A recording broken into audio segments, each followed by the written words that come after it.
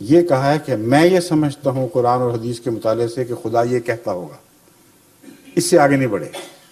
کسی نے یہ نہیں کہا کہ اللہ نے ہمیں خود مقرر فرمایا، ہدایت دی کہ یہ کہو، اور اس آیت کا یہ مضمون ہے، اس آیت کا یہ مطلب ہے۔ کسی ایک نے بھی یہ دعویٰ نہیں کیا، اس لیے ان کے ساتھ وہ مخالفت بھی نہیں ہوئی، اس لیے نہ ان کی سچائی کا امتحان ہوا، نہ ان کے ماننے والوں کی سچائی کا امتحان ہوا۔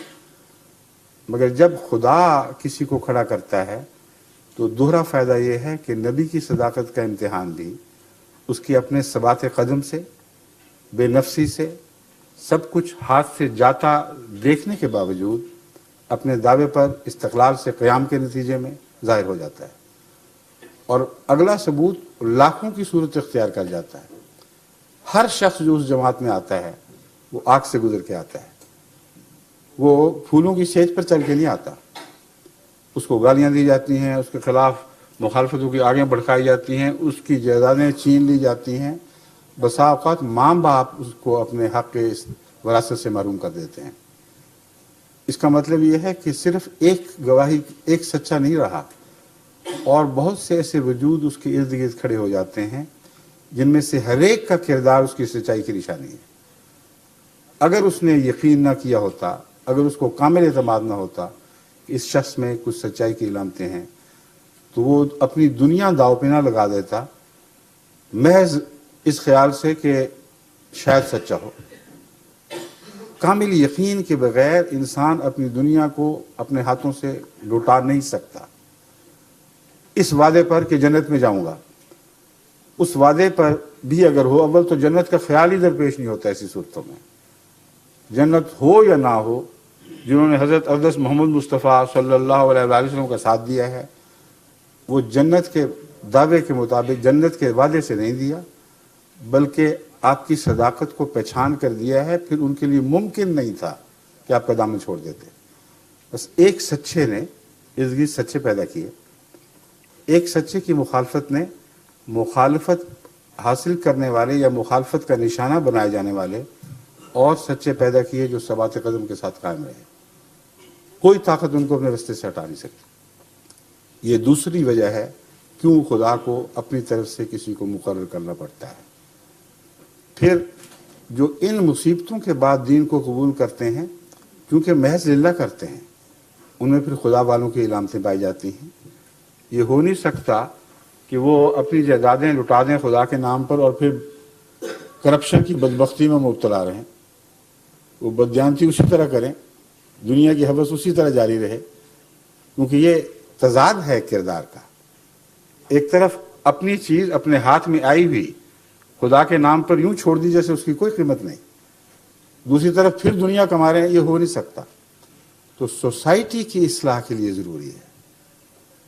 یہ ناممکن ہے کہ ایک کرپٹ سوسائٹی محض جماعتوں کے قیام سے درست ہو جائے۔ نہ کبھی دنیا میں کسی نے ایسا ہوتا دیکھا ہے، نہ اب ہو رہا ہے پاکستان میں یا دوسری دنیا میں۔ کتنی بڑی بڑی جماعتیں قائم ہوئی ہیں، کتنی بڑی دین کی باتیں ہوئی ہیں، کتنی بڑی دین سے وابستہ حکومت کے قیام کا اعلان کیا گیا۔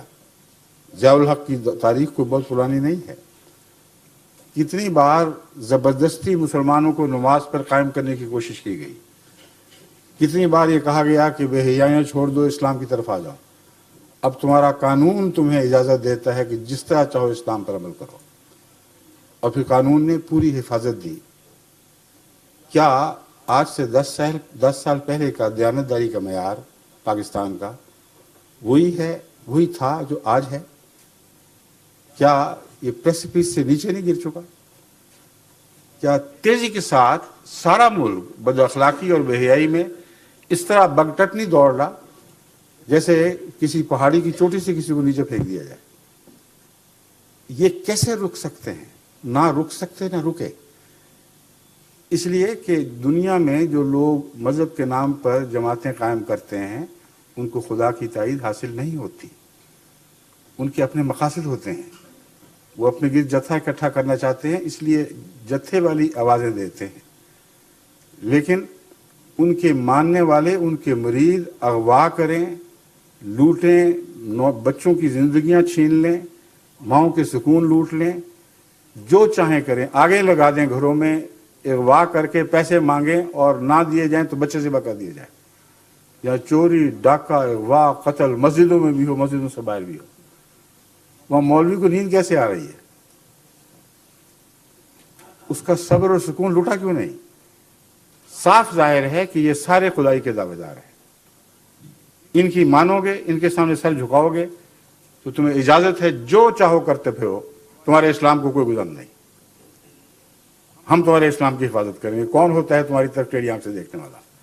मगर हमें ना छोड़ना। हमारे फिरके को छोड़ा तो फिर हम तुम्हें सबक सिखाएंगे, वरना नहीं। बस हर फिरके के इमाम ने अपने फिरके के लोगों को अमलन जो हर किस्म की खुली छुट्टी दे दी है, उसके नतीजे में इस्लाम का नाम सिर्फ नाम है, वहाँ हकीकत इस्लाम मौजूद ही नहीं है। हकीकत इस्लाम मौजूद हो तो तकवा दिखाई दे, बाज़ारों के हालात बदल जाएं, इंसान दूसरी औरत पर बुरी नज़र उठाने के तसव्वुर भी न करे, बच्चे वाह करना और कत्ल करना। कौन सा इस्लाम सिखाता है ये? जिन सरबराहों के पीछे ये लोग हैं, उन्होंने कभी नोटिस लिया? कभी वो निकले हैं गलियों में कि हम ये नहीं होने देंगे? इसलिए कि वो गलियों में निकले कि नहीं होने देंगे तो वही मानने वाले उनके पीछे पत्थर लेके पड़ जाएंगे। आवाज, इनकी आवाज पर लब्बैक सिर्फ उस वक्त कहा जाता है जब बदी की तरफ इनको बुलाते हैं, जब लोगों के माल लूटने के लिए तरफ बुलाते हैं, जब आगे लगाने की तरफ बुलाते हैं, तो लब्बैक लब्बैक कह के सारी कौम इनके गिर्द इकट्ठी हो जाती है। क्या कभी खुदा के किसी रसूल ने इस नाम पर लोगों को अपने गिर्द इकट्ठा किया था कि आओ मैं तुम्हें बुलाता हूं कि सबके घरों को आगे लगा दो, बच्चों को अगवा कर लो, उनको लूटो, यतीमों की जायदादें खा जाओ, बेवाओं के अमवाल लूट लो, झूठे मुकदमे करो और दिन रात दुनिया की फिक्र रहे जायदादें बनाने की, और सियासत भी करो तो मुसलसल झूठ की सियासत करो। अदालतों में जाओ तो झूठ से मुसल्ला होकर जाओ, वरना तुम्हारा कोई अमन नहीं। ये इस्लाम है। अगर ये नहीं है तो आप खुल्म खुला देख सकते हैं कि ये बुनियादी फ़र्क है। जब तक खुदा की तरफ से कोई मुकर्रर होकर ना आए, उसका नाम नबी रखे या गैर नबी रखे, खुदा की तरफ से एक आने वाला लाजिम है, उसके बगैर सोसाइटी की इस्लाह हो नहीं सकती। और कुर्बानियों से रस्तों से गुजारे बगैर कोई कौम दोबारा जिंदा नहीं हुआ करती। ये वो फ़र्क है जो आगाज़ ही में हमने देखा। एक सियासी सूरत हाल के मुआवजे के तौर पर मैं आपके सामने रखता हूँ। कांग्रेस ने लंबे अरसे तक मेहनत की थी और मुस्लिम लीग में वो उस मेहनत का फुकदान था। कोई ऐसी लंबी तारीख उनकी नहीं थी। जब दो मुल्क कायम हुए हैं तो उनका मुल्क फौरन मुनज़्ज़म हुआ है अपने आइडियल्स के गिर्द और उनको कायम रखा। लेकिन पाकिस्तान देखते देखते उखड़ गया है अपनी मंजिल से। उसकी वजह यह है कि वहाँ कायदे आज़म को अल्लाह ताला गरीक़ रहमत फरमाए, उस एक इंसान की सच्चाई थी, उसका अज़्म था, जिसने गैर के सामने सर झुकाने से इनकार किया और आखिर दीनी मुखालफतों के बावजूद पाकिस्तान को बना लिया। अब क्या है?